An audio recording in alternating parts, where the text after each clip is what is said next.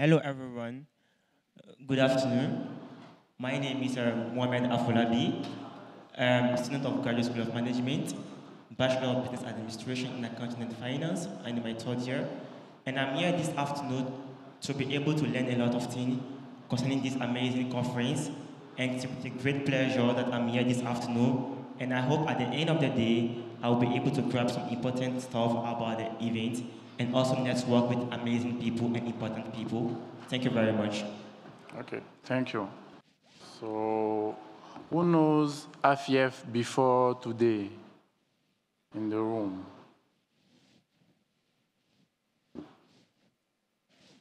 Ah, nobody? You know AFIF before today? Okay. So, can you tell me something about AFIF so that other people can know what it's about? So, the mic. Give him the mic again. This, the finger. Good afternoon once again. I knew IFA before the annual meeting of the Development of the African Bank. It is an association or a federation for young entrepreneurs in Africa. Their main agent or their main purpose is to be able to help young entrepreneurs with good networking, with financial management, and also financial services.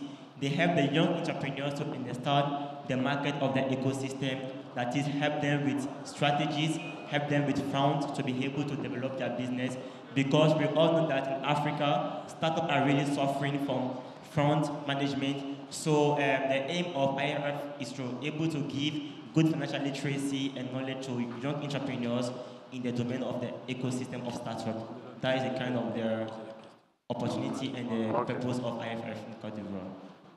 Thank you very much. Thank you very much. My name is Stephen Kwekudaku. I am the president of Global Volunteers Corps. Okay. Your question is what our expectations are from this very important event. Yes. As the president of Global Volunteers Corps, where I engage with especially young people who devote their time in contributing to social development. AFIF, I know, is in the process of mobilizing the youth of this continent for AfCFTA. We find ourselves in a continent that is depending so much on young people to build it. We all know how continents such as Europe, such as the Americas, have developed. Much of these developments that we see in these continents have come out of the voluntary activities of the citizens of those nations. If Africa will develop to the state where we all envision it to be, then much will depend on the voluntary actions that we as the citizens of the various countries will take. This is why Global Volunteers Corps is so much in partnership with AFIF as we all continue to mobilize young people, one in the area of economic development and also looking at how we can contribute towards the social development of our various nations. So I know this event is definitely going to throw more light on the activities, the actions that we need to take as young people, and also send a very strong voice out there for leaders of this continent to turn their eyes towards the young people of this continent for us to be able to forge forward in building our great continent. Thank you very much. Thank you, sir. Okay. I will let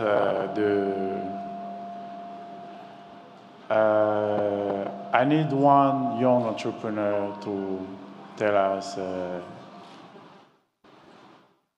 his experience in entrepreneurship in the AfCFTA zone. So, there's many entrepreneurs in this room. Why don't you want to speak?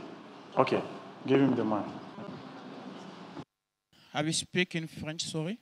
Is it possible? Yeah, you can speak in French. Mon nom est Kakoua Djarabe Mathurin. Je suis entrepreneur dans le secteur de l'automobile. J'ai un master en administration d'entreprise après un diplôme d'ingénieur obtenu à l'INPHB en mécanique. Avant de me lancer dans l'entrepreneuriat, j'ai quand même travaillé dans plusieurs structures de la place dans le secteur de l'automobile. Et en 2018, j'ai décidé de me lancer à mon propre compte. D'abord, c'était dans l'informel, pas un garage automobile de fortune où je réparais des véhicules avec des collaborateurs, tout petits. Et après, j'ai trouvé cela très intéressant. Donc, j'ai décidé de faire un appel à financement. J'ai eu un apport et j'ai essayé d'agrandir ma société dans plusieurs secteurs de l'automobile, à savoir un garage automobile professionnel qui est situé à la Riviera Katumbadon. Et à l'intérieur, on fait aussi tout ce qui est lavage automobile, nettoyage professionnel des voitures. On fait tout ce qui est vente de pièces détachées aussi automobiles. Et puis, on essaie de développer de nouvelles solutions. Après, c'est vrai que depuis 2018 jusqu'à ce jour, j'ai compris que l'entreprendre en Afrique, ce n'est pas quelque chose d'aussi simple. Ça demande beaucoup de rigueur. Il y a beaucoup de difficultés, surtout au niveau de la fiscalité en Côte d'Ivoire. Ça ne facilite pas vraiment les choses. Ça ne permet pas vraiment à l'entrepreneur, dans les 5 premières années, de pouvoir se déployer. Oui. Après, chacun aura son expérience. Ok, merci beaucoup. Merci. Nous allons parler de tous ces points importants et toutes ces difficultés-là lors de la réunion. Il y a une main qui est levée ici. Donnez-lui le micro. Et effectivement, l'entrepreneuriat, ce n'est pas facile. On a beaucoup de difficultés, surtout pour avoir les marchés. C'est difficile d'avoir des entreprises. Et aujourd'hui, nous sommes confrontés à plusieurs problèmes. Parce qu'on n'a pas de formation. Bon, l'État ne met pas de formation en place pour nous, les jeunes entrepreneurs, qui ne maîtrisons pas en fait le marché et qui venons nous lancer dans des activités. Donc, mon attente ce soir, c'est de savoir un peu qu'est-ce que le gouvernement veut mettre en place comme formation ou comme infrastructure afin de permettre à la jeunesse ivoirienne qui veut se lancer dans l'entrepreneuriat de pouvoir bien s'instaurer sur le marché.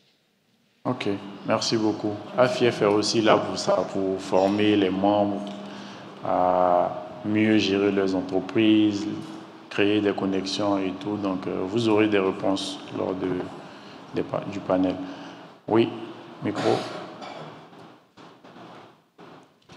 Ok, bonsoir à tous. Bonsoir. Je suis Kwame Wilfried, cofondateur et promoteur de la plateforme Walier. Walier qui est un marketplace qui connecte les agrotransformateurs locaux et les consommateurs. Pour ma petite expérience, c'est que la difficulté des jeunes entrepreneurs comme nous, ce n'est pas tout de suite, pour moi, ce n'est pas tout de suite le financement, mais c'est d'abord la formation. Parce que la majorité des entrepreneurs, tout ce que nous avons comme souci, c'est la structuration de notre entreprise. Quand nous commençons, franchement, au niveau de la structuration, nous avons tout un tas de problèmes. Comment structurer une entreprise, le process, la comptabilité et tout ce qui va avec. Et donc, tant que tout ceci n'est pas structuré, il serait difficile d'aller vers les financements et de recevoir de l'argent. Et je félicite l'AfCFTA qui, je crois, pour ma part, va nous accompagner sur ce programme. Je vous remercie. Ok, merci beaucoup.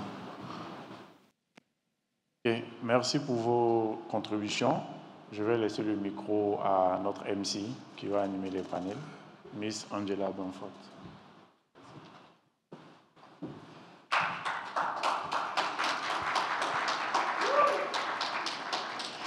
Good afternoon, Your Excellencies, distinguished guests, and visionary change makers. Welcome to this pivotal side event of the 2025 AFDB annual meeting hosted by the AfCFTA Young Entrepreneurs Federation and the AfCFTA Secretariat. Today, we gather under the transformative theme, Empowering Africa's Future through AfCFTA, a theme that speaks not only to the promise of this groundbreaking agreement, but to the urgency of shaping a continent where opportunity knows no borders. The theme also explores the agreement's ability to empower the architects of tomorrow, Africa's youth and its women. My name is Angela Bamford, a media personality and entrepreneur, and I bring you warm greetings from Ghana, a nation poised to thrive in this new era of collaboration. But today I stand before you as your host and moderator, and I see that we've just been joined by the Honorable Mamadou Touré, the Minister of Youth for La Côte d'Ivoire. Please put your hands together for His Excellency.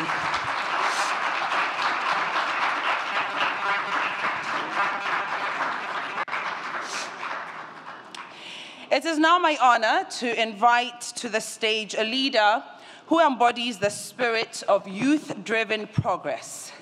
Please join me in welcoming Mr. Sita Sofo Hissan, President of the AfCFTA Young Entrepreneurs Federation, for an opening address that will ignite our collective resolve. Let's celebrate her with a round of applause. Honorable Minister, distinguished guests, ladies and gentlemen,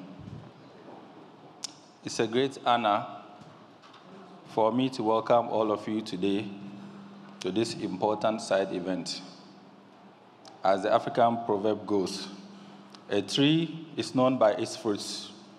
Today, we gather to examine the fruits of our collective labor, the future of Africa's development.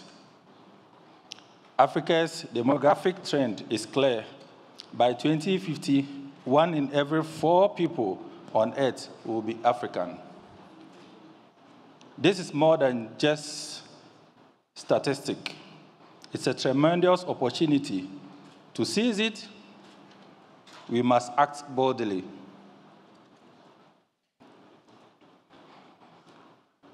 And we must also act now.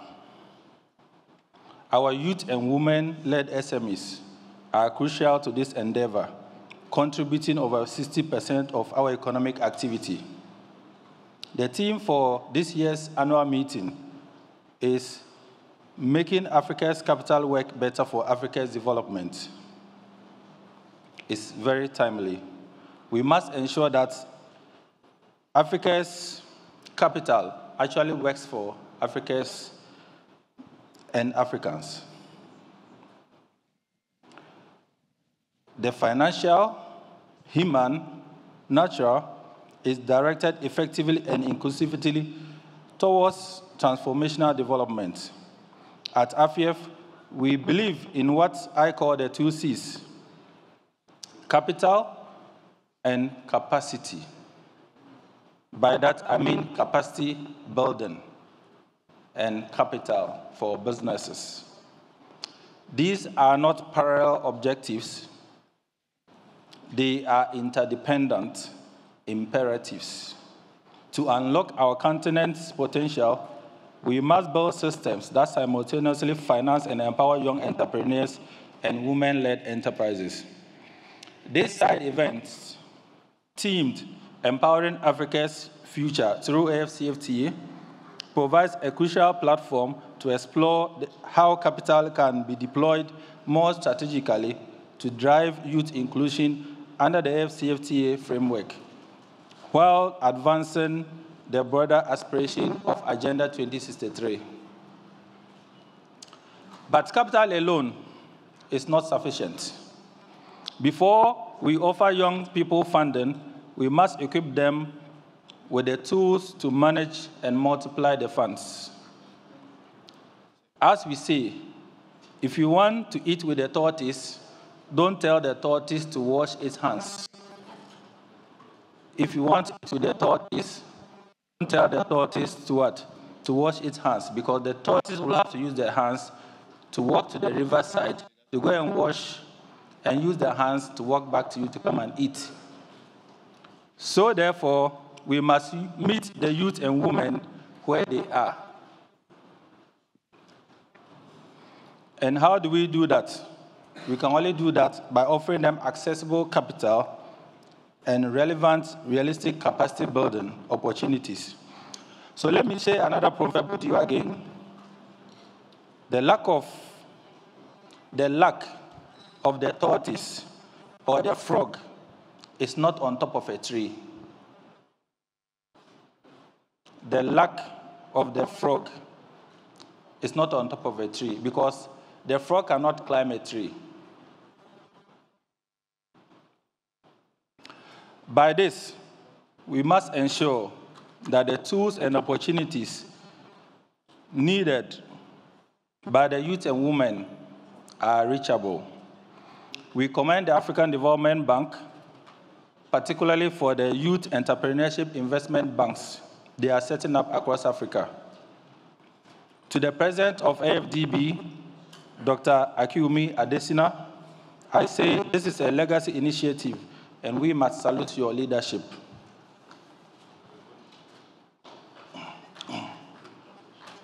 Thank you.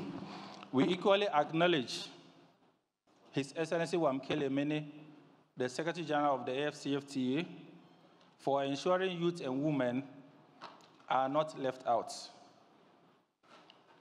I wish to also recognize Dr. Martha Firi, Director of Human Capital Youth Skills Development at AfDB, for her unwavering support since 2022. Her belief in our mission led AfCF's integration into the AfDB CSO platform, and her advocacy for youth inclusion continues to inspire our work. Distinguished guests, please join me in welcoming a truly inspiring figure, Dr. Joy Kategikwa, Director of Regional Integration of the AfDB, and our keynote speaker today. Dr. Joy, thank you for standing with us, for believing in this cause, and for leading the charge to make regional integration inclusive and transformative for Africa's future. Yesterday, we also celebrated a milestone, the launch of the I Am magazine, AIA, by the African Development Bank, which is called Integrated African Magazine. It reflects our belief in inclusion and integration. IAM, which signifies Integrated African Magazine, means that we are all part of the African story. So I ask each of you to believe in yourself and be involved. In conclusion, if Africa is truly committed to delivering our Agenda 2063 and unlocking full promise of the AfCFTA, then we must act now. We must act together. And then we must act on the two C's, the capital and the capacity building. Let us believe in our youth. We are no more the future leaders. We are the leaders, because the future is now. Let us invest. Thank you very much. You can clap, feel free to clap. Because they keep on telling us that we are the future leaders for the past 20 years. And I also keep on asking them, when will I reach the future? When is the future? These are questions we don't get answers to. And we also have an African proverb that says that when you tell your children that you've left them a good legacy, the most decent thing for you to do is to depart. These, our leaders, are always in those positions, and they train us, but they don't give us opportunity to serve. That's the problem. And we all know that unemployment is very high when it comes to Africa. And the question is that, what are we doing to ensure that the youth actually get jobs? That is why we believe that entrepreneurship is the way to go. Let us equip the youth with the needed tools and also give them the position to use the tools. I want to thank you very much for making it to this event, those online and those who are physically present. And let's believe in the youth. Thank you very much and welcome to the session of the future.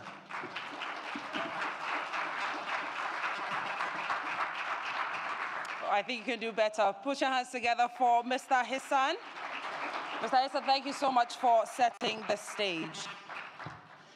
Now, ladies and gentlemen, we now turn to a powerhouse dialogue that promises to ignite both insight and action.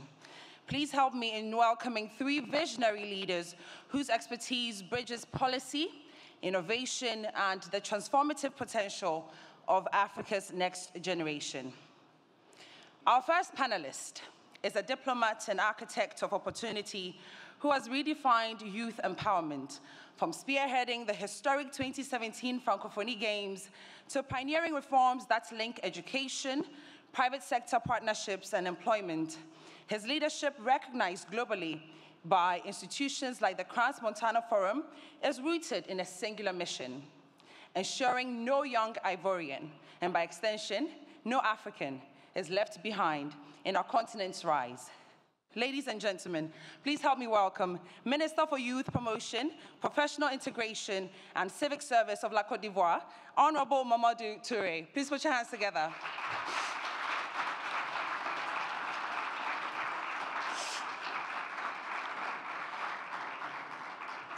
Our next panelist is a titan of African finance, a trailblazer in risk management and economic strategy.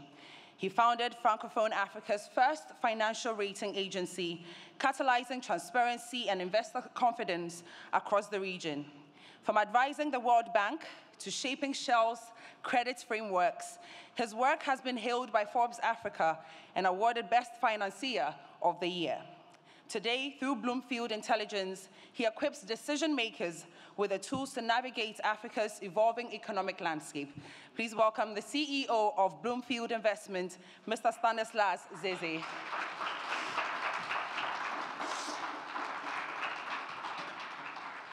Our third and final panelist is a dynamic young entrepreneur dedicated to advancing youth empowerment, inclusive development, and economic transformation across Africa. As a creative industries advocate, he is the founder of Dark Suburb, a socially conscious music brand developed in collaboration with the African Union. Please welcome Communications Director of the AfTA Young Entrepreneurs Federation, AfCF, Mr. Safwan Al-Hassan. Please put your hands together.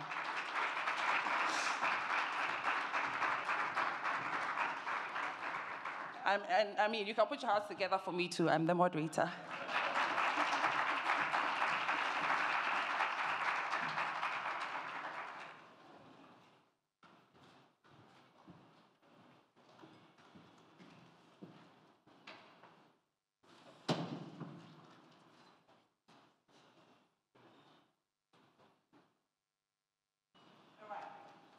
Hear me?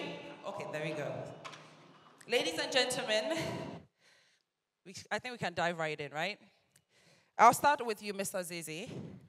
From a private sector and investment standpoint, how do you view the role of AfTA in creating a more favorable environment for young entrepreneurship? Thank you. If you allow me, I'll certainly speak in French, given I'm in my country. People will not understand why I speak in English while I'm actually francophone. Alors, merci infiniment pour cette invitation. Je crois que c'est une excellente opportunité pour une fois de plus m'adresser à la jeunesse africaine sur ce qu'elle représente pour ce continent et comment la préparer pour justement, si vous voulez, guider ce continent qui devient de plus en plus jeune. Je crois que nous avons deux paramètres sur lesquels on mettra l'accent. Les carriéristes et les entrepreneurs. Parce qu'évidemment, c'est vrai qu'on veut mettre l'accent souvent sur l'entrepreneuriat, mais il est important de comprendre que s'il y a des entreprises, il faut bien qu'il y ait des gens qui travaillent dans ces entreprises-là. Donc les jeunes sont autant concernés par leur carrière qu'ils sont concernés par l'entrepreneuriat. Si on prend la problématique des carrières, par exemple, nous sommes sur un continent qui est en train de se développer, donc qui a besoin, en réalité, de plus de métiers techniques que de métiers non techniques, jusqu'à ce qu'on atteigne une vitesse de croisière. Il se trouve que malheureusement, nous sommes sur un continent aussi où on ne valorise pas les métiers techniques, on ne valorise pas les métiers artisanaux, donc les jeunes s'éloignent de ces métiers. On a l'impression qu'il y a de moins en moins de métiers, alors qu'il y en a. Sauf que, comme ils ne sont pas valorisés, les jeunes ont tendance à s'éloigner de ces métiers-là. Donc la première chose, c'est de mettre en place des politiques publiques qui permettent de valoriser ces métiers, de sorte à ce que ces métiers soient vus. Le métier d'électricien doit être vu, si vous voulez, sous le même prisme que le métier d'avocat, que le métier de médecin, que le métier d'enseignant. C'est extrêmement important. Pour moi, c'est ce qui va permettre de justement combler ce déficit d'emploi que nous devons créer pour les jeunes, de sorte à ce qu'on couvre tous les spectres de tous les secteurs d'activité. Un continent avec autant de potentiel ne peut pas manquer d'emploi, ça n'a pas beaucoup de sens. Sur le plan de l'entrepreneuriat, j'ai entendu plusieurs jeunes tout à l'heure intervenir de façon assez intéressante sur la vraie problématique. La problématique de l'entrepreneuriat jeune en Afrique, c'est une problématique si vous voulez, d'écosystème. Quel est l'écosystème qu'on crée de sorte à ce qu'on ait des jeunes entrepreneurs qui arrivent à atteindre la vitesse de croisière. Et je dis toujours qu'il est extrêmement important de comprendre qu'on crée un entrepreneur et une entrepreneuse qui, eux, vont créer une entreprise. Ce n'est pas le contraire. Donc ça veut dire que la logique de la formation, la logique de la création de ces champions-là qui vont créer des entreprises est extrêmement importante. On parle souvent de financement. Vous savez, c'est tout un écosystème. Hein. Avant d'arriver au financement, il faut atteindre la capacité de pouvoir absorber ces financements-là pour pouvoir justement bien les utiliser pour pouvoir développer son entreprise. Le financement est un processus. Ça veut dire qu'aujourd'hui, on parle beaucoup de la relation entre les jeunes entrepreneurs et les banques, qui est une relation qui est souvent très difficile. Mais comprenez, il faut comprendre comment sont configurées les banques. Les banques ne sont pas configurées pour financer ce qu'on appelle l'amorçage, c'est-à-dire la création de votre entreprise jusqu'à ce que vous atteigniez une vitesse de croisière. Elle intervient quand vous avez atteint la vitesse de croisière et maintenant, vous avez besoin de développer votre business. C'est à ce moment que les banques interviennent. Donc, on peut passer notre temps à se plaindre, mais ça ne changera pas, malheureusement, la configuration est comme ça. Maintenant que je dis ça, il faut trouver les alternatives qui soient adéquates à l'environnement africain. Ça veut dire qu'aujourd'hui, ce qu'il faut, il faut des structures qui vont répondre aux problématiques de l'entrepreneuriat sur toute la chaîne, c'est-à-dire la formation, le renforcement des capacités, l'ouverture de possibilités, l'ouverture de network, le financement, la gouvernance, tout le spectre de créer une entreprise jusqu'à arriver à une vitesse de croisière. Et ces structures sont des fonds d'investissement. Les fonds d'investissement prennent les mêmes risques que les porteurs de projets jusqu'à ce qu'ils arrivent à maturité pour qu'eux, justement, puissent sortir avec une mise qui sera multipliée par 1,5 ou 2 ou 3 en fonction des négociations que vous avez. Donc, on a l'alternative qui est adéquate à notre environnement aujourd'hui. Ce sont des fonds d'investissement. Mais ces fonds d'investissement doivent être des fonds d'investissement adéquats, qui soient adéquats à la taille et aux besoins des PME de notre environnement. C'est-à-dire qu'on ne va pas avoir des fonds d'investissement qui proposent des 15 millions de dollars, des 10 milliards de francs CFA, mais qui proposent des 50 millions de francs CFA jusqu'à 3 milliards de francs CFA, ce qui représente à peu près les besoins des jeunes entrepreneurs jusqu'à ce qu'ils atteignent la maturité. Et ces fonds d'investissement doivent être financés par l'argent africain. C'est là où les structures comme la Banque africaine de développement ou d'autres structures où les fortunes africaines vont rentrer en ligne de compte. On encourage les jeunes Africains à créer des fonds d'investissement. On encourage les fortunes africaines et les institutions africaines de mettre de l'argent dans ces fonds d'investissement qui vont investir dans les PME des jeunes et les emmener à atteindre la vitesse de croisière. Je pense que je vais m'arrêter là pour, comme première intervention. Merci. J'ai été long, mais c'était important. Thank you very much, Monsieur Zeze. No, it's all right. I think for me, what I took away was ecosystems that favor SMEs and young entrepreneurs. Now, talking about ecosystems, I mean, we can't talk about ecosystems without talking about policy. Honorable Ture, what policy frameworks is Côte d'Ivoire implementing to align youth empowerment with AfCFTA goals?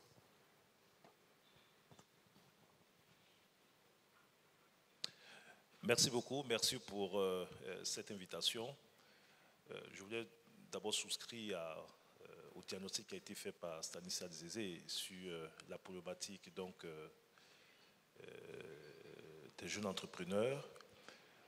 Au niveau politique, au niveau des politiques publiques, ce que nous avons essayé de faire au niveau de la Côte d'Ivoire, ça a été d'abord donc d'expérimenter ce qu'on appelle les fonds de garantie. J'avoue aujourd'hui qu'on est en train donc d'essayer de réfléchir et donc aller plutôt vers les fonds d'investissement. Mais les fonds de garantie sont venus de l'idée que les banques en général ne prêtent pas. Beaucoup de jeunes entrepreneurs qui ont un problème d'accès au financement se plaignent du fait que les banques ne jouent pas le jeu, les banques ne prêtent pas. Et donc, à travers cet instrument, l'État place auprès de banques privées donc des ressources et permet donc, sur la base donc, de la garantie constituée par ces fonds, donc à ces banques-là donc, de prêter l'argent aux jeunes. Mais je dois avouer que, en dépit de ce dispositif donc, de garantie, qui souvent va à 100%, qui couvre 100% donc, des risques, il y a encore de la lenteur. C'est pour ça que nous pensons aussi que l'un des instruments pourrait être donc, les fonds d'investissement. Et puis, pour l'accompagnement du nombre de ces jeunes entrepreneurs, différentes structures ont été mises en place. Nous avons Côte d'Ivoire PME, qui aide donc les PME à se structurer, qui les accompagne dans non seulement leur formalisation, mais dans la formation de ces jeunes, parce qu'on ne peut pas parler d'entrepreneurs sans formation donc, de ces jeunes. Et tout cela est encadré par des lois. Donc, voilà. Alors, tout à l'heure, il a parlé de, et c'est ma conviction aussi, hein, tout le monde ne peut pas être entrepreneur. Parce que généralement, on saute de 0 à 20, c'est-à-dire que c'est du tout entrepreneur ou du tout travailleur. En oubliant que d'abord, l'entrepreneur lui-même est un employé de son entreprise, mais parce que l'entrepreneur a créé une entreprise, il a besoin de main-d'œuvre qualifiée. Et effectivement, nous avons la problématique donc, de la main-d'œuvre qualifiée. Quand je regarde la plupart des pays africains aujourd'hui, avec le potentiel que nous avons, les transformations qui sont en train d'être faites, avec le niveau d'investissement qui s'accroît donc de plus en plus, dans des secteurs stratégiques tels que le BTP, tels que l'énergie, tels que l'industrie, on pourrait être confronté rapidement à un problème de main-d'œuvre qualifiée. Déjà localement, on a certaines entreprises qui sont obligées de recourir à une main-d'œuvre étrangère, souvent européenne, pour couvrir les déficits en termes de main-d'œuvre qualifiée. Et donc, à ce niveau aussi, je suis d'accord, nos États doivent anticiper, être innovants. Nous savons déjà quelle est la trajectoire économique donc de nos pays. Nous savons exactement, aujourd'hui, avec des instruments tels que la ZLECAF, etc., quels sont les secteurs prioritaires dans lesquels les investissements vont se faire. Mais ces secteurs vont nécessiter de la main-d'œuvre qualifiée. Il nous faut avoir des programmes de formation pratiques permettant donc aux jeunes donc, d'avoir de la compétence. Et cette compétence leur permettra donc d'avoir du travail sur le marché du travail. Et pour ce faire, en Côte d'Ivoire, nous sommes en pleine transformation avec au niveau de la formation professionnelle technique. Depuis 2016, nous sommes en train de mettre en place une réforme Il y a beaucoup d'écoles de formation technique qui voient le jour aujourd'hui, avec une mise à niveau du plateau technique, une mise à niveau donc, des enseignants. Il y a aussi le partenariat avec le secteur privé. Donc nous expérimentons aussi la mise en place de programmes pragmatiques et adaptés directement avec les entreprises privées qui expriment leurs besoins en termes de main-d'œuvre, et à partir de ce besoin, on essaie de co-construire des programmes de formation pratiques en permettant donc à ces jeunes d'être au sein des entreprises. 25% des cours théoriques, mais 75% donc de temps passé en entreprise pour améliorer leur employabilité. Donc voilà un peu ce que je peux dire en termes d'approche que le gouvernement ivoirien a sur ces problématiques. Merci.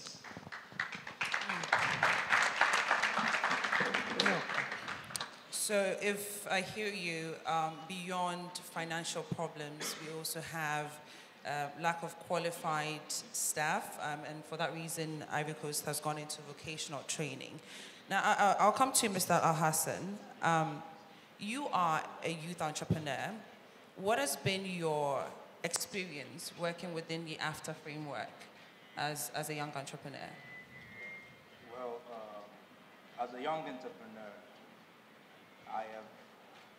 I would say AfCFTA is a very ambitious, necessary agenda.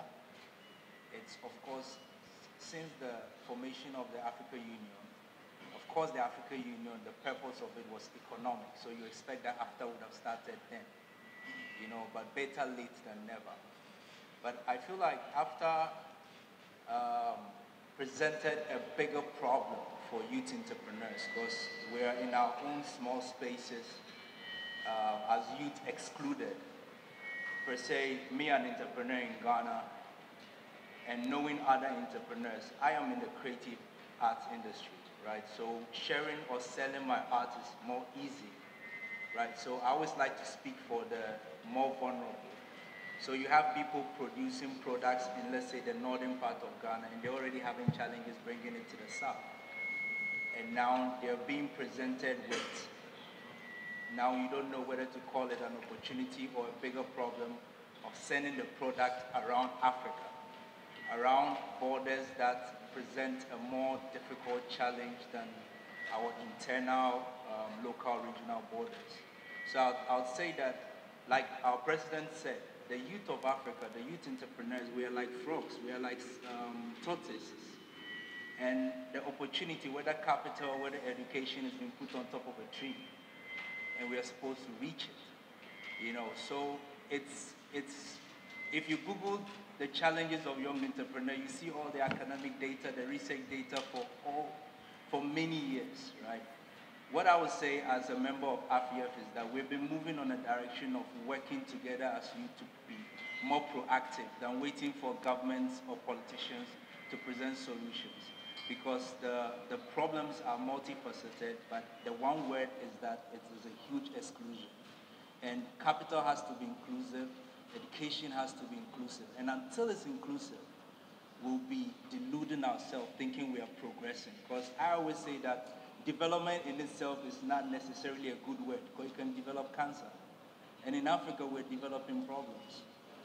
I was at an ECOWAS program, and we're celebrating 50 years of ECOWAS. And in all the discussion, we ignored the removal of 3 Sahel states because a problem came there, and the solution was to exclude them, throw sanctions at them, And we are young people. We cannot be blamed for some of these political interference, but we pay the brand. So the challenges for young entrepreneurs who are supposed to be the solutions of this continent are extreme.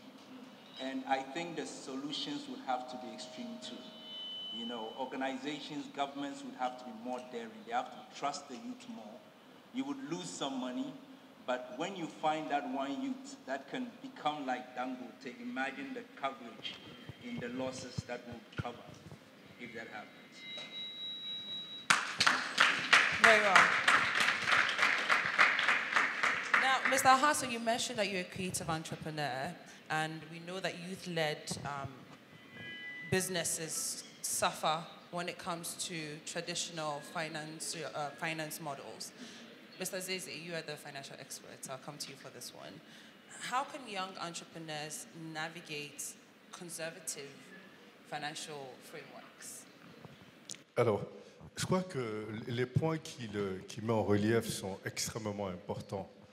Le vrai problème de la ZLECAf, donc de cette zone de libre-échange que les Africains veulent créer, c'est une excellente chose, ça c'est clair. Mais il y a des préalables. Et ces préalables, à mon sens, n'ont pas été respectés ou n'ont pas été remplis avant de promouvoir cette zone de libre-échange.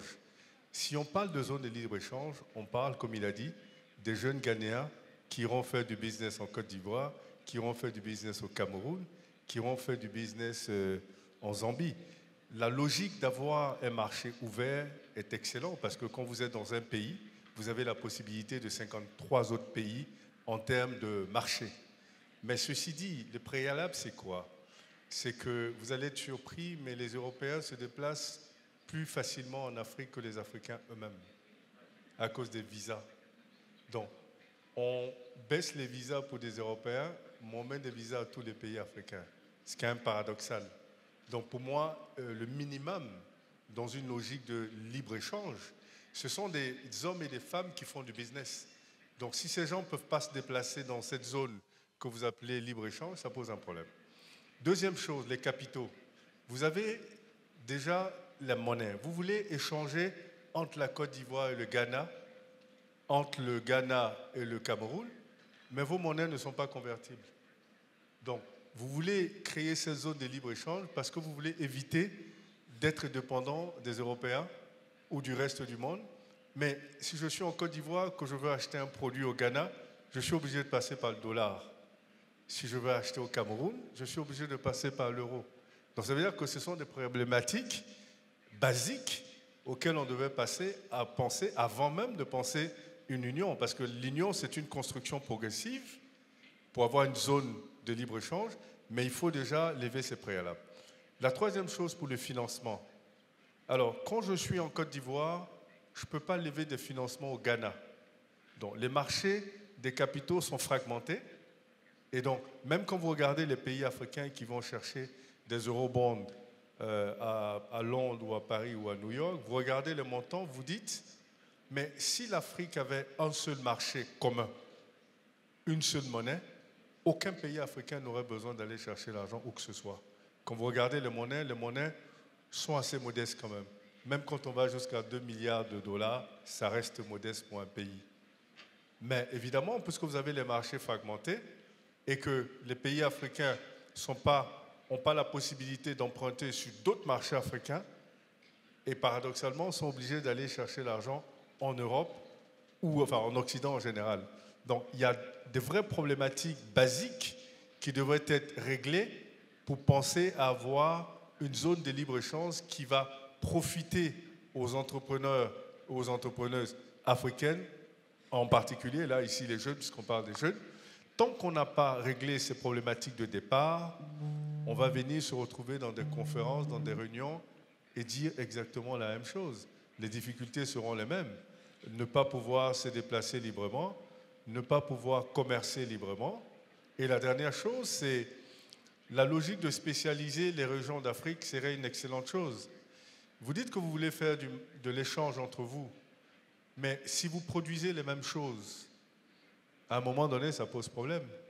Et si vous ne transformez pas vos économies pour avoir des produits finis, mais spécialisés pour que vous puissiez échanger, si la Côte d'Ivoire doit échanger avec le Cameroun, ils ne vont pas échanger des cabosses de cacao quand même. Donc, je veux dire qu'on fait la même chose et c'est difficile d'arriver à des niveaux où on pourrait échanger. Donc, on a toutes ces problématiques-là qui font que malheureusement, cette excellente idée de libre-échange a du mal à décoller parce que les préalables ne sont pas remplis.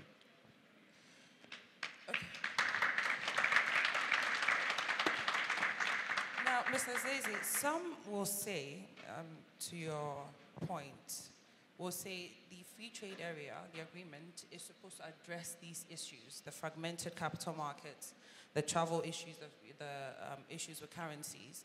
Now, you are saying there are prerequisites that need to be met before this free trade area can come, agreements can come into effect. Some have even described the argument as, for lack of a better phrase, a fool's dream.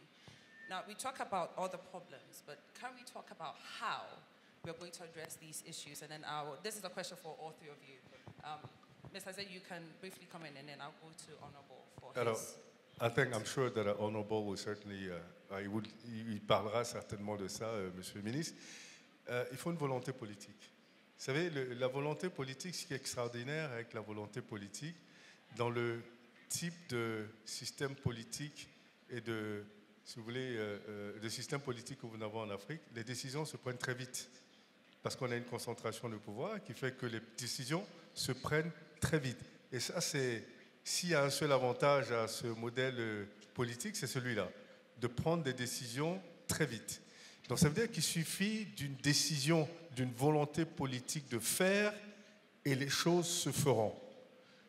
La logique de la ZLECAf qui a été créée, donc c'est une framework et maintenant il va falloir mettre tous les, si vous voulez, les pièces du puzzle ensemble pour pouvoir y arriver. La volonté de créer est une bonne chose. Maintenant, il faut la volonté de justement lever tous les obstacles. Ce sont des obstacles politiques. La convertibilité de la monnaie, les marchés communs ou une monnaie commune ou la levée des visas, c'est dépend seulement d'une volonté politique. Le Bénin l'a fait. Ils ont juste décidé qu'il n'y aura plus de visa pour les Africains pour venir chez eux. Le Rwanda l'a fait. Alors, mais pourquoi les autres ne le feraient pas? Very well. Honorable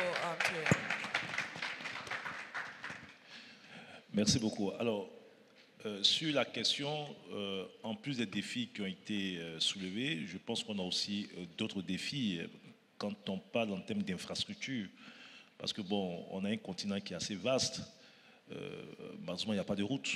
Enfin, pas suffisamment, en tout cas, pour permettre aux jeunes qui veulent entreprendre, qui veulent commercer, qui veulent échanger. Dieu merci, on a quelques projets importants. Tout à l'heure, on en parlait ce matin. Donc, c'était le président donc, de la BAD, le grand projet Abidjan-Lagos, l'autoroute Abidjan-Lagos, etc.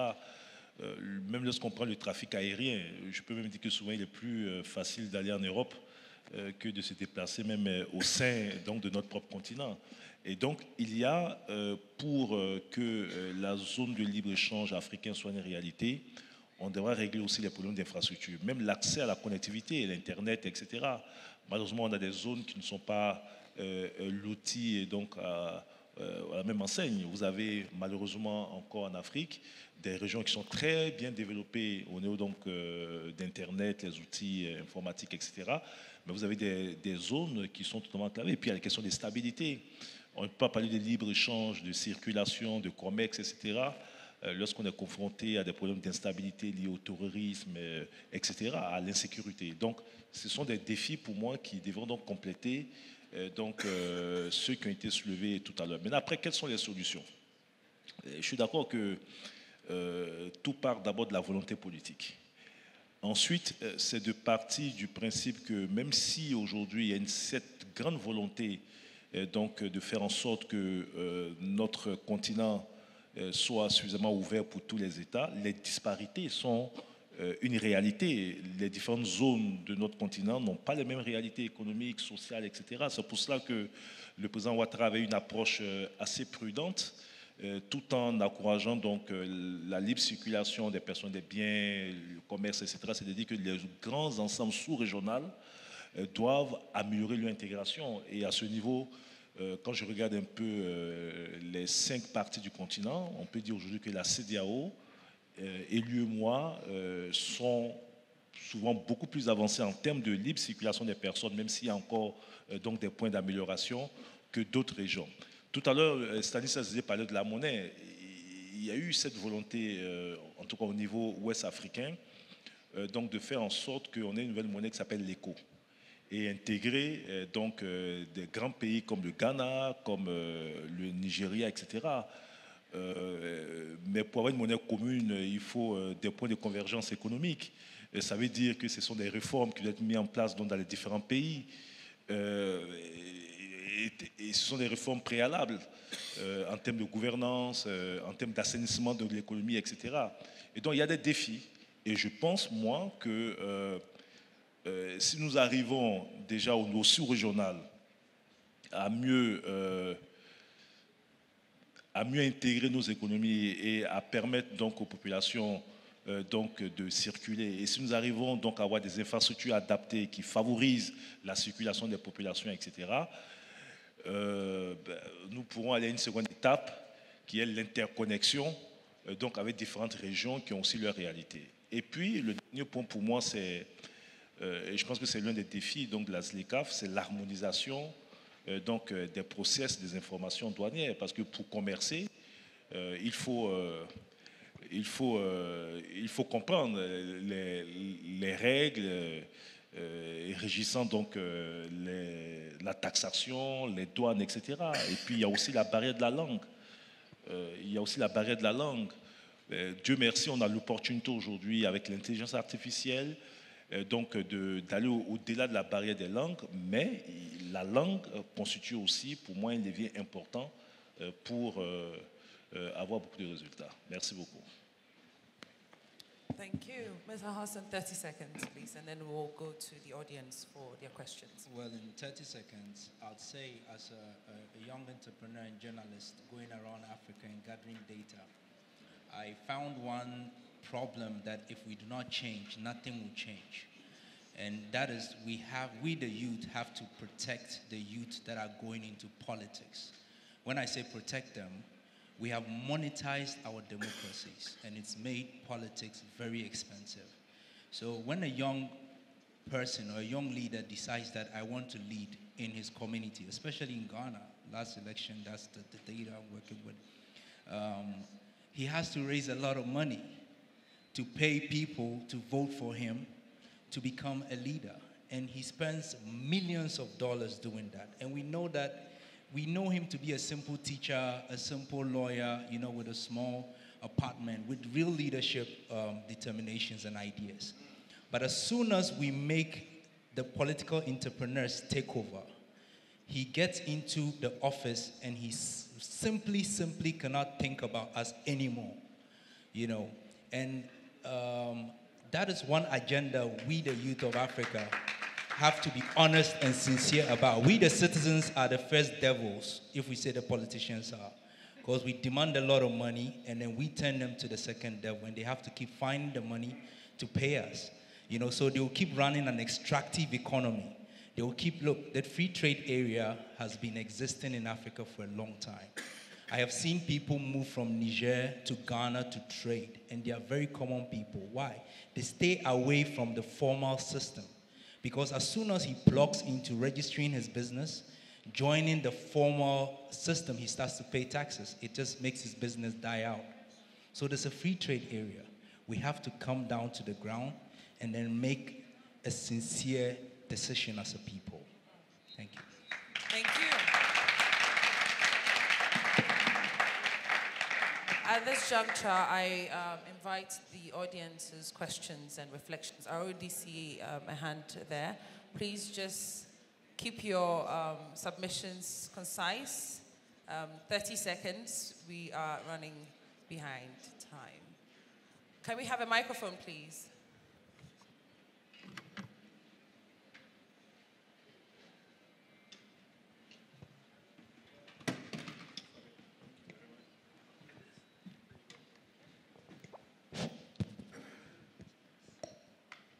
Doctor?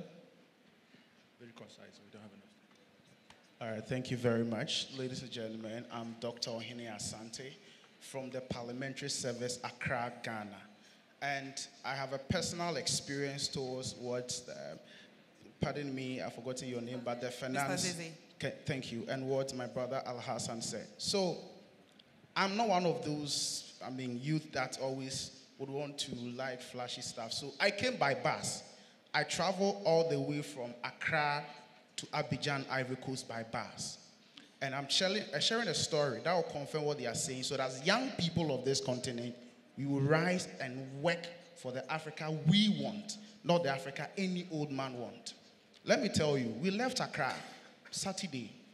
When we got to Ivory Coast border, we crossed Ghana border, we entered. When we got to Ivory Coast, the guy who we came with is a Cameroonian diplomat who also left Nigeria to join us. Now, we crossed the border. There was one man who had to sign a common document and stamp his passport that he's a diplomat, that we can go. This man didn't mind us. We traveled and got to a town, I've forgotten the name, but a town that is the first roundabout when we are moving from Ghana to Ivory Coast. I think that is Aboaso. Then we met one police officer. He returned us back to the border, which is 2 hours drive. Just what is our sin as young people of Africa? Attending a conference for the biggest development finance institution on the continent, just coming to contribute our quota to the governance of the Africa we want. So please, Honorable Minister, I know you are a cabinet minister, and may I respectfully just put it before you. Make a strong case that movement of goods and services must be justified. And I'm not speaking as an ordinary young person on the continent. As a matter of fact, I'm a chief of staff to a member of parliament in the Parliamentary Service of Ghana. And I ride on the corridors of power, so I know how policies are made. And just to confirm what my brother Al Hassan said, my boss, a 48-year-old young member of parliament, has to spend 15 million Ghana cedis just to become an MP. Not even a president, just to become an MP. So look at the cost of attaining office and the pressure that will be on this member of parliament when he goes to the constituency. There are a lot of problems on the continent that if we have to talk about, it's not even a day or a year. But I want to summarize my personal experience that it is not a sin to cross Ghana border to enter into Ivory Coast just to come for AFDB conference. Thank you so much. Thank you. It's a comment, not a question. It's a comment. Please let's remember to keep our submissions short. Please, when you're called, state your name and your affiliation, and then you can go ahead with your question or reflection. Lady.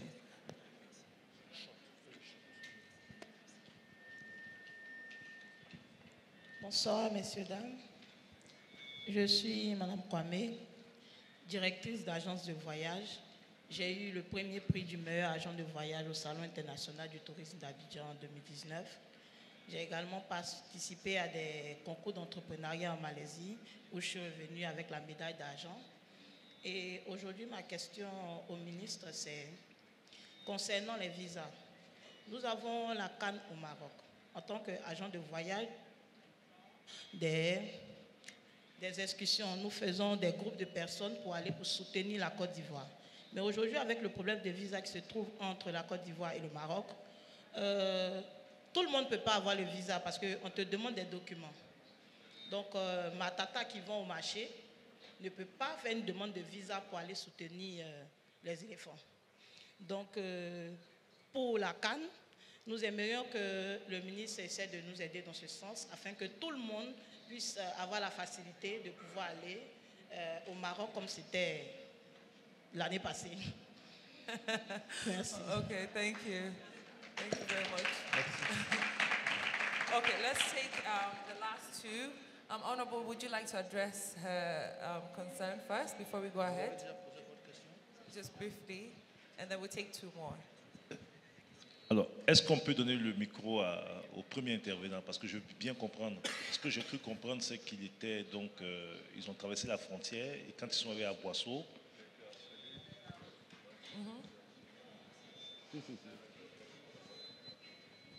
Yes, sir. Alors, je veux savoir pour quelles raisons vous avez été ramené à la frontière. Quel motif a été évoqué par le policier? All right, so after we crossed the border, we go to Aboiso. The police officer just met us and asked the man of his document where the car is coming from. And he told him he is a Cameroonian diplomat in the Consular General of Lagos. And he joined me to come to Ivory Coast. And he checked his document and said, no, he must go to the border. I said, sir, we are just a legal people attending a conference. I said, no, we should go. And so he called one of his officers. They told him to stamp our document. He didn't do it. He returned us to go to the border. So we went to meet a man in one of the offices. I can't speak French, so I'm not able to read. But I think there was an interaction, and all that he had to do is to just stamp his document and sign that this is a Cameroonian diplomat based in Lagos, and he is crossing the borders of Accra, Ghana to Ivory Coast for a conference. And the interaction that transpired was that I think there was something that had to be paid. In fact, some of us, when we got to the border, after checking our passport and Ghana card, they were asking us to pay 10,000 CFA. Unfortunately, I ran away. I didn't pay. Thank you so much. Thank you very much. Alors, il y a deux choses. D'abord, en tant que ressortissant ghanéen, le Ghana est membre donc, de la CEDEAO. Normalement, il n'y a aucune procédure particulière. À partir du moment où vous êtes au Ghana, vous pouvez circuler librement, venir en Côte d'Ivoire, partir sans problème. Et donc, si un policier vous demande autre chose, c'est du zèle. Voilà, donc j'en prends note. Et pour la deuxième chose, pour le Camerounais, malheureusement, il y a un visa. Et donc, certainement, c'est pour cela qu'il a été demandé qu'il retourne à la frontière pour faire les procédures. Maintenant, après, je comprends qu'il conduisait une forte délégation composée de personnes. Le fait d'avoir ramené tout le monde donc, à la frontière pour une seule personne peut-être qui devait être soumise aux procédures de visa, pour moi, ça peut être aussi un zèle. Voilà. Donc, désolé pour ce qui vous est arrivé, mais bon, ça arrive. Et on se bat tous les jours pour déceler ce genre de dysfonctionnement et les corriger. Alors, pour la CAN, la responsabilité est partagée. Hein. D'abord, le Maroc va définir les conditions de participation à la CAN. Et puis, bien évidemment, si la Côte d'Ivoire veut faire partie des gens au Maroc, les autorités des deux pays vont se mettre d'accord sur donc, les process. C'est vrai que jusqu'à un passé récent, il n'y avait pas de visa donc, sur le Maroc. Et vous me donnez l'opportunité de bien expliquer, parce que bon, les gens ne comprennent pas comment l'État ivoirien ait pu demander au Maroc d'instaurer un visa, etc. Le Maroc est l'un des premiers pays de départ. Et malheureusement, on s'est rendu compte ces dernières années, avec le phénomène d'immigration irrégulière, que beaucoup de personnes se retrouvaient donc au Maroc, ou dans certains pays comme la Tunisie, le Soudan, l'Égypte, etc. Et quand ces personnes avaient des difficultés, vous le revu l'année dernière, c'est encore l'État qui est obligé de mobiliser beaucoup de ressources pour ramener ces personnes dans leur pays, etc. Moi, j'étais au Maroc il y a 1 an pour passer à une conférence internationale. J'ai reçu la communauté ivoirienne. Ce qu'ils me disent, c'est que le déficit de visa a permis donc l'instauration d'un vrai réseau de trafic. Vous avez des gens qui font partie des gens au Maroc parce que bon, il n'y avait pas de visa, ça ne coûte pas grand-chose. Et quand vous arrivez au Maroc, celui qui vous a fait venir bloque votre passeport, vous faites travailler au noir, avec des conditions d'exploitation inacceptables, etc.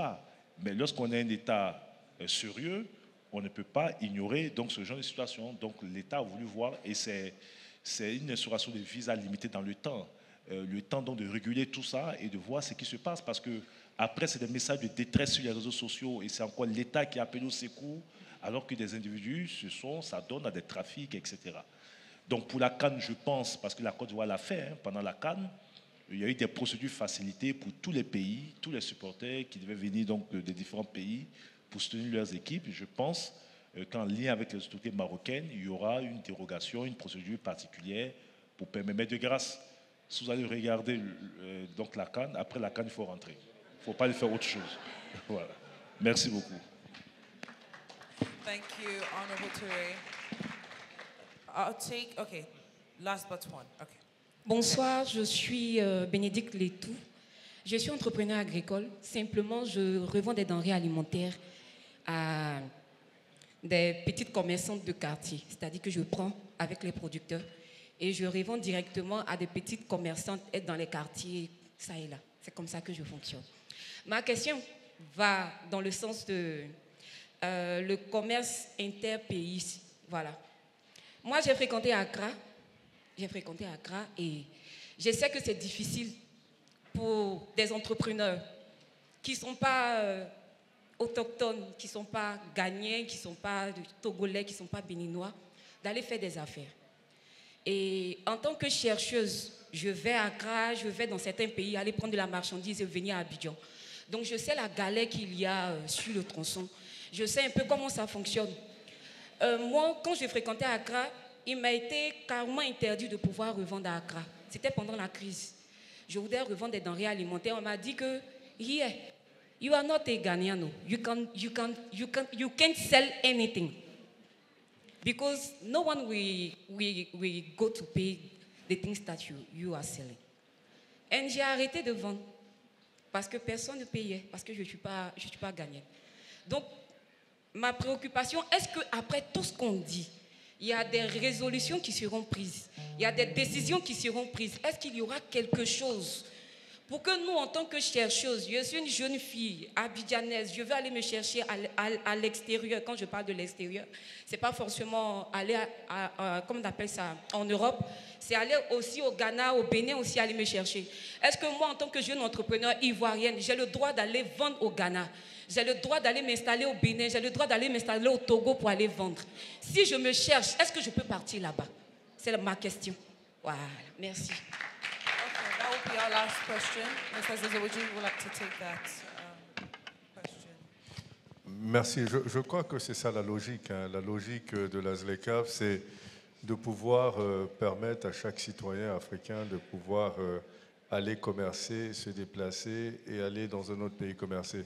Et c'est de ça qu'on parlait tout à l'heure. C'est-à-dire qu'une fois qu'il y a une vraie volonté politique de le faire, naturellement, il y aura la pédagogie qui sera faite vis-à-vis des citoyens pour qu'ils comprennent que les décisions de libre-échange qui ont été prises par leurs autorités doivent être appliquées dans leur pays. Il faut que tout le monde comprenne que les voisins d'à côté ont le droit désormais de venir faire du commerce parce que c'est ce que les autorités ont commencé, c'est ce que les autorités ont décidé de faire. Donc il y a la décision politique de le faire et après il y a la responsabilité des autorités de ce pays d'éduquer, de faire de la pédagogie pour que les gens comprennent l'engagement que le pays a pris. Parce que quand le pays prend un engagement, évidemment, ça engage toute la population.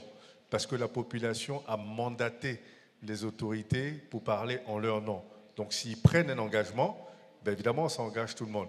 Ceci dit, nous sommes dans des pays où les gens, généralement, entre 50 et 80% de gens sont analphabètes. Et des gens ne sont pas instruits. Donc évidemment, il va falloir faire beaucoup de pédagogie pour que les gens comprennent les engagements qui ont été pris à l'international ou de façon régionale pour pouvoir justement les mettre en application avec le comportement des citoyens. Ouais. Alors, je voulais ajouter un petit point dessus. Moi, sur la question, moi je suis très à l'aise. La Côte d'Ivoire est aujourd'hui dans la sous-région, l'un des pays les plus ouverts. Hein. Vous avez un pays où les gens, quelle que soit leur origine, peuvent s'installer, peuvent faire leurs activités, etc. Donc c'est aussi une richesse. Donc c'est un bel exemple qu'on donne à l'ensemble des pays. Et nous savons que la réciprocité n'est pas toujours de mise dans certains pays, même dans la sous-région. Et donc il y a des cadres. C'est une préoccupation du chef de l'État. Et je peux vous dire que chaque fois qu'il a eu l'occasion, dans le cadre donc de discussion avec ses homologues, cette question a toujours été posée par le président Ouattara. La question de la réciprocité donc notre politique donc de libre-échange et d'activités permettant à des jeunes ou moins jeunes dans tous les pays communautaires donc de faire des activités sans avoir d'entrave. Nous, on va poursuivre. Hein. C'est une longue tradition pour la Côte d'Ivoire, c'est aussi ça notre richesse, mais on est d'accord qu'il faut que la réciprocité soit de mise.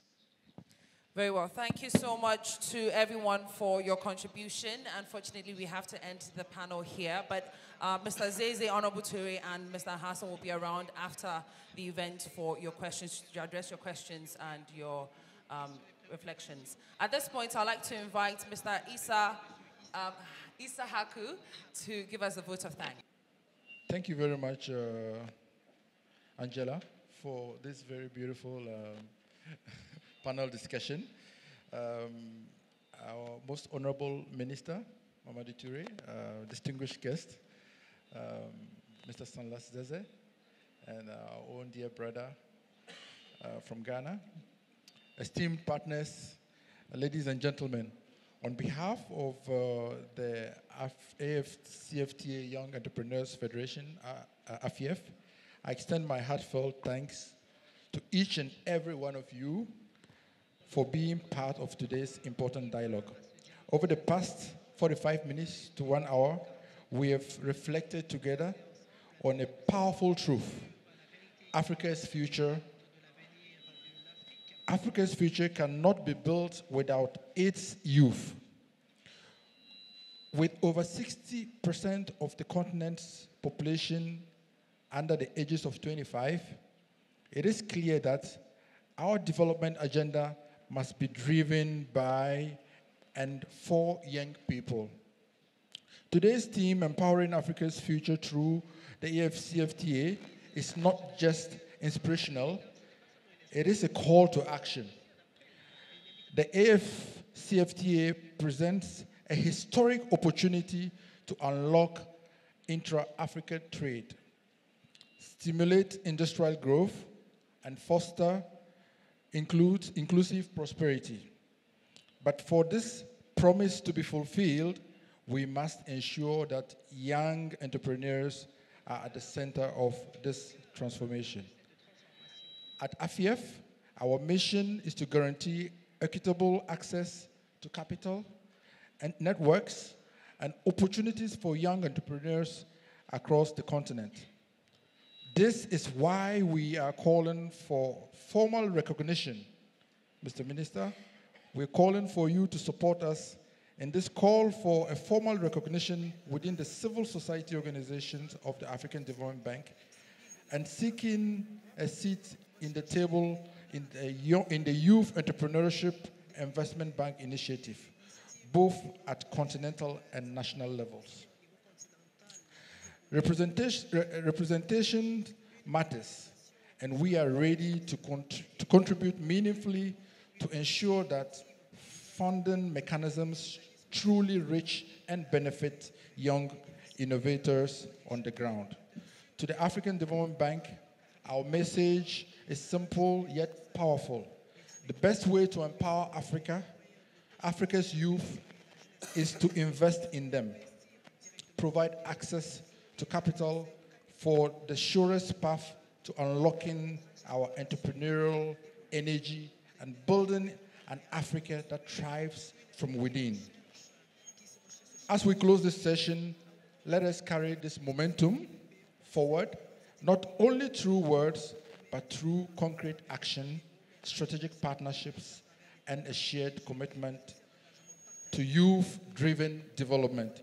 Thank you for your presence, your ideas, and your unwavering belief in the potential of Africa's youth.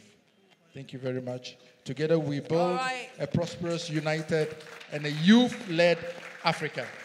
Thank you very much.